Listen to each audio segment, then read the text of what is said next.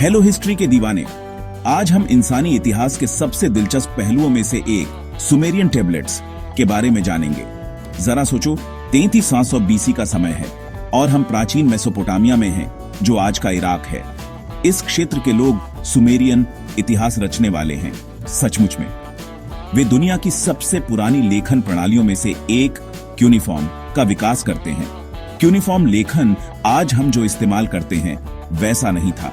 गीली मिट्टी में एक स्टाइलस दबाकर वेज के आकार के निशान बनाने की कल्पना करो, यही क्यूनिफॉर्म है।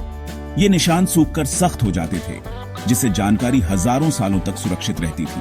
तो ये शुरुआती रिकॉर्ड किस बारे में थे? सबसे पहले सुमेरियन टेबलेट्स प्रशासनिक कामों के लिए इस्तेमाल होते थे।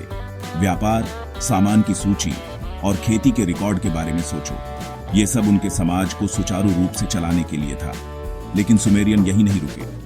समय के साथ उनका लेखन साहित्य, कानून, धार्मिक ग्रंथों और ऐतिहासिक रिकॉर्ड तक फैल गया। सुमेरियन साहित्य के सबसे प्रसिद्ध टुकड़ों में से एक है गिलगमेश का महाकाव्य। ये एक प्राचीन कविता है जो वीरता, दोस्ती और अमरता की खोज जैसे विषयों में जाती है। ये टेबलेट्स सिर्फ मिट्टी के पुराने टुकड़े नहीं हैं। ये हमें शुरुआती मेसोपोटामियाई समाजों के सामाजिक, आर्थिक और राजनीतिक जीवन की अमूल्य जानकारी देते हैं।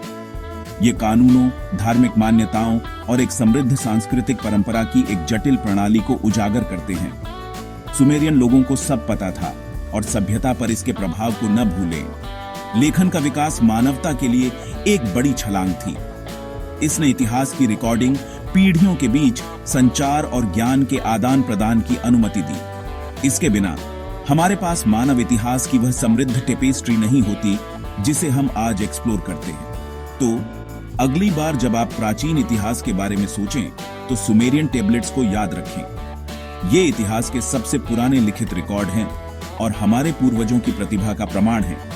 देखने के लिए धन्यवाद। अगर आपको इतिहास में यह गोता लगाना पसंद आया तो लाइक, सब्सक्राइब और नोटिफिकेशन बेल को हिट करना ना भूलें। उत्सुक रहो मेरे दोस्तों।